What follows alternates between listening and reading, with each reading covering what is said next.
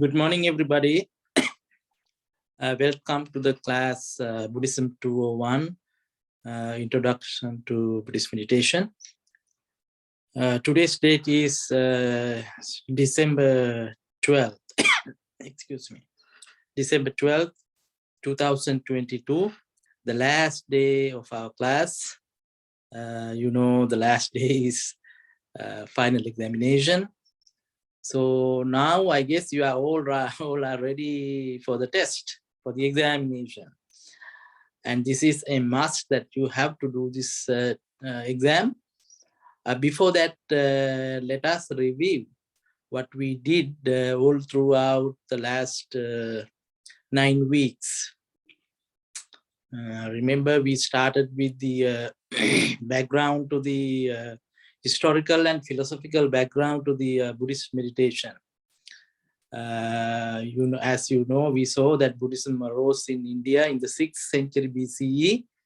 That is 26 centuries ago, 2,600 years ago, Buddhism arose in India.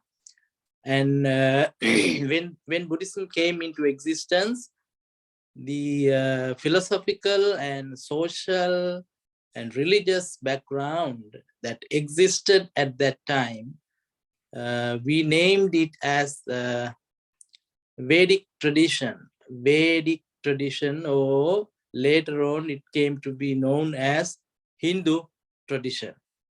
Today it's known as Hindu tradition, but at that time it was Vedic tradition. Vedic means the Veda. Veda is the revelation of the all-powerful, mighty God, and they were following, the society was following the Vedic rituals, and the thinking pattern was based on Vedic philosophy. So in that philosophy, in that religious background, we find sort of contemplative or meditational practices. That is why we were touching upon those things, because we are going to find, we were going to actually locate the Buddhist origin of Buddhist meditation, how Buddhist meditation came into being. So you cannot talk about Buddhist meditations, origin of Buddhist meditation, without digging into the past, without digging into the history. So when you dig into the history, you find the Buddhist meditation's roots are located in Vedic tradition, the previous tradition that existed during the time of the Buddha. And in there we found that some terms like samadhi is being used. Samadhi, concentration. So we were discussing about these things, but you did not find a word called bhavana. Remember, bhavana is the Buddhist term for Buddhist meditation. Bhavana is the term for meditation. Samadhi is also one of the qualities of one of the components of Buddhist meditation, but originally Buddha did not recognize the Buddhist term is not samadhi, but it's called bhavana. Bhavana is, we were discussing this thing, and I don't have to repeat it again and again. That is the Buddhist term for meditation. It is not just sitting or not just thinking on something, but it is the cultivation. Remember that word, cultivation of wholesome thinking, wholesome activities, development of wholesomeness in oneself. So, and then we went on to discuss about the earliest teachings about the Buddhist meditation. We were referring to two texts. Anapanasati, and also Satipatthana. Anapanasati is a kind of meditation in Buddhism. Ana apana sati, mindfulness on in breath and out breath. When you are focused, when you are concentrated on your in breath and out breath, that itself, excuse me, that itself is a meditation. Being aware of in breath and out breath. It's called Anapanasati. And there's a Buddhist text, Buddhist sutra on that particular practice. That's why we were referring to the text. So Anapanasati is a text as well as a type of Buddhist meditation practice, early Buddhist meditation practice. And the other one was, other important text that we were referring was Satipatthana.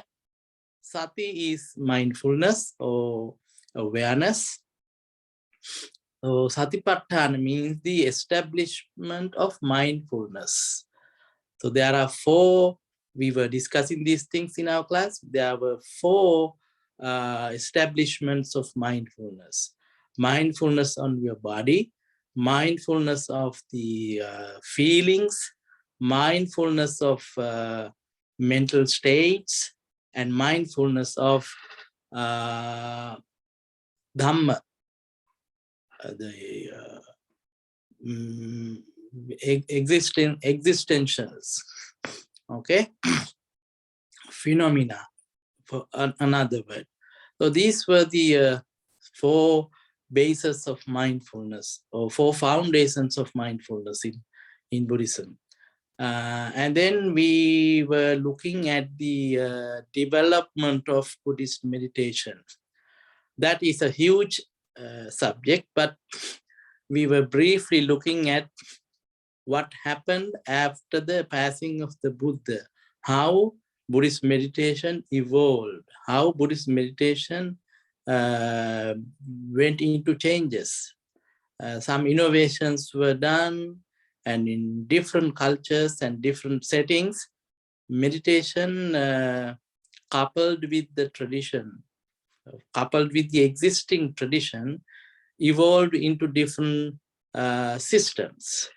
For instance, we very clearly saw that in China, when Buddhist meditation went to China, it took the shape of the existing tradition over there, and it became Chan, C-H-A-N, remember? Chan, it was named as Chan meditation, Chan meditation.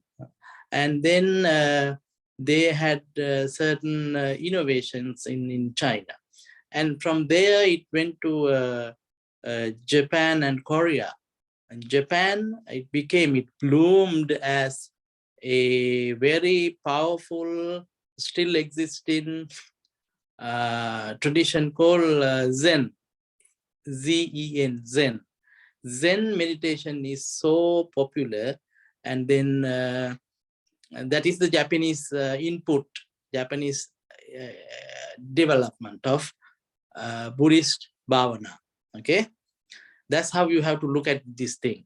Bhavana developed into different systems in different cultures and different settings, different countries. And but apart from that, we saw that in the southern Buddhism, when I use the word southern Buddhism, it means the Theravada tradition. In the Theravada tradition, more or less is close to the earliest teachings of the Buddha. But the problem is, not the problem, but the thing is that in Theravada tradition, Vipassana meditation got the limelight. It became so popular in the 18th and 19th centuries, and even today. Vipassana. Vipassana, you got the meaning, I explained it to you. Insight meditation. In early Buddhism also, you will find samatha and vipassana, two terms, right? samatha and vipassana, tranquility meditation, and insight meditation. So these were the important things that we were discussing in this class. And apart from that, we were focusing on the other kind of meditation that is popular in Theravada Buddhism, as well as in other traditions too, but it is so much popular in Theravada Buddhism, which is called metta, or loving kindness meditation. I see in most of the meditation practices, most of the teachers actually, they start their meditation practice with metta meditation, loving kindness meditation. And on that meditation, we were looking at how to practice it, how to expand your mind so that you can even love to your enemies, or indifferent people, or anybody that that come along with that come into contact with you. At the beginning, it's hard for you to even think of loving your enemies, but when your metta practice progresses, it makes it easier for you to embrace even your enemies into your fold and love them just like you love yourself.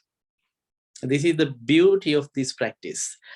So that itself is a very good contribution that Buddhism has given to the world. Usually you see that in other traditions, I'm not criticizing anything, but you must have heard tooth for tooth, right? Tooth for tooth. That is the teachings in some other tradition. But in here, you are embracing with your love and with your kindness everybody in this world, everybody in the universe.